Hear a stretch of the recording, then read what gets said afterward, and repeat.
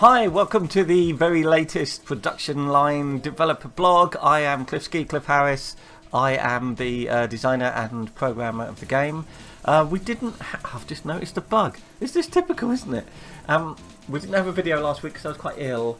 I still feel not 100%, so my voice might be all over the place. Look, that robot there, that clearly is not in front of the thing it's taking stuff out of, which is annoying. And it is especially annoying because one of the things I was going to talk about this week is that I fixed loads of stuff like that, which I have. The most obvious way in which I fixed it is these overhead conveyors. It used to be the case, and I can't see any now, which is good, that sometimes it would seem like one of these like red things would go behind something that is obviously in front of. So for example, that white, I can't highlight it without, like, you know, you seeing it, but like that white post is obviously behind because it's below the red, and it would sometimes be in front, and people would get very confused by that and say, error. Anyway, it's all fixed now. It's fixed because they're actually drawn as different objects, so they can be given a different Z position, if that means anything to people who are coders. So that's fixed, and loads of other stuff along those lines is fixed. So there may be the odd thing. There's one there. Do you see that? Literally unplayable, as people would say.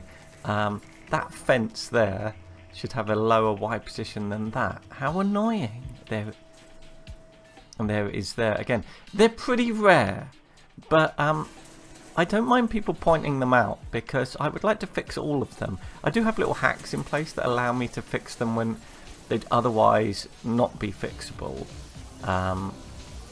That doesn't look right, that's in front of that. That's an error. I should move that. If you sort of think, yeah, you idiot, you know, how come there are still things like that and you suck as a programmer? All I can say is write your own isometric rendering engine with variable size objects and get it to run at 60 frames a second when the factory is big, and, you know, then come back and tell me I suck, because it's hard. It's quite hard.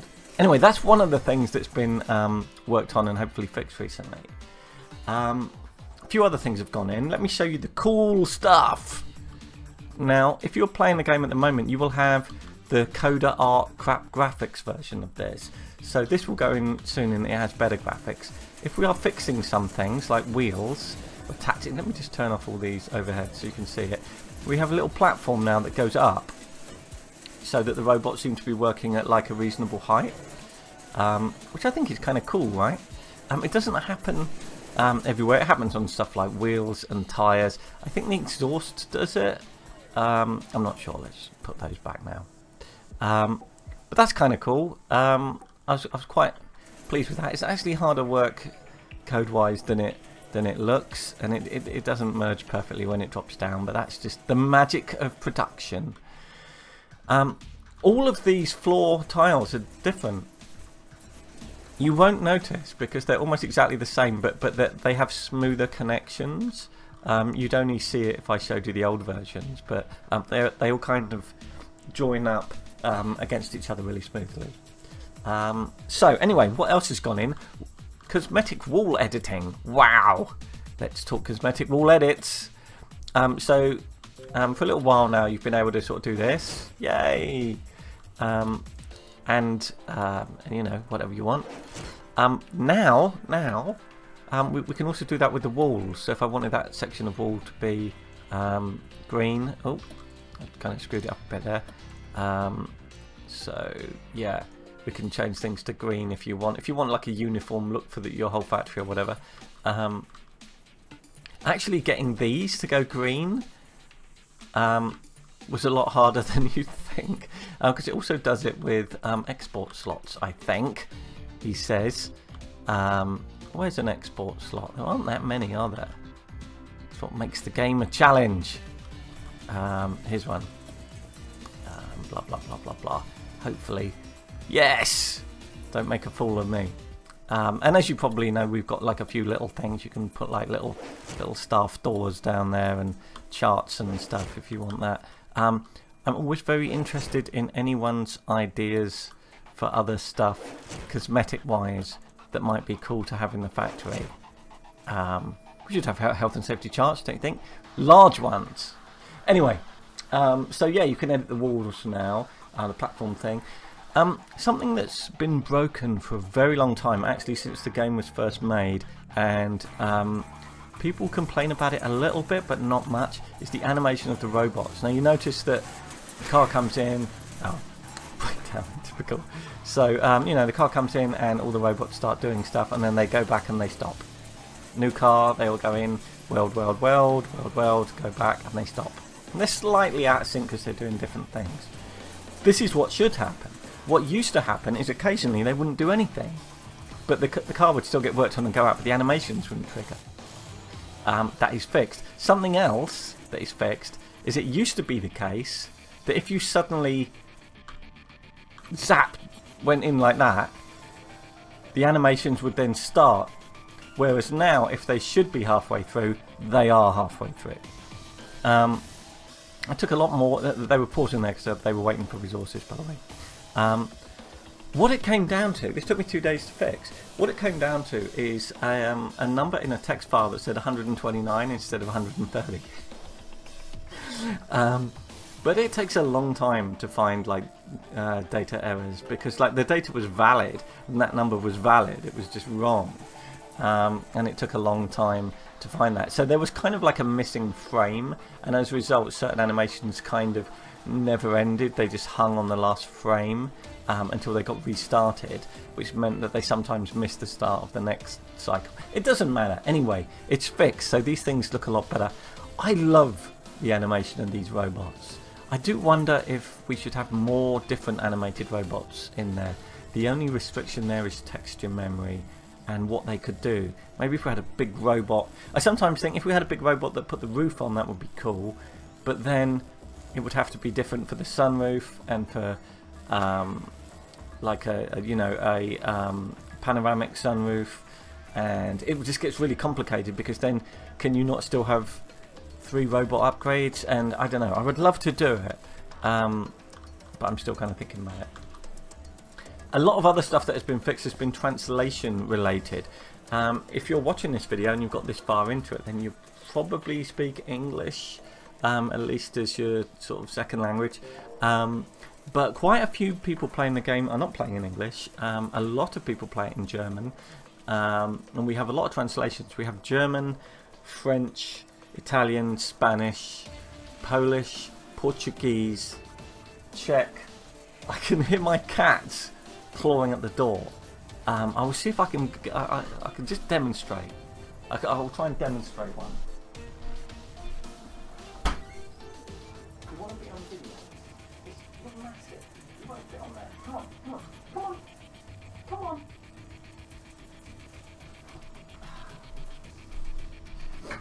See, if you own cats, you know exactly what happened. They scratched at the door and then they didn't want to come in. That's just typical, isn't it?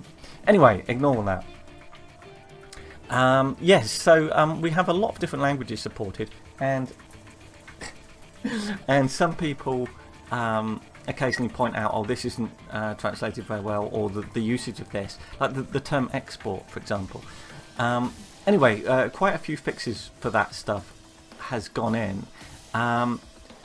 If you do have one of those languages as your first language, and you notice that the translation of any particular term or word is wrong or missing or anything, please let me know, because I want the game to be as good quality as possible for every language. All the translations are done by a professional translation company. They're not crowdsourced. But the thing is, obviously, if you play this game a lot, you know the context much better than someone who's just played it a little bit in order to do a translation.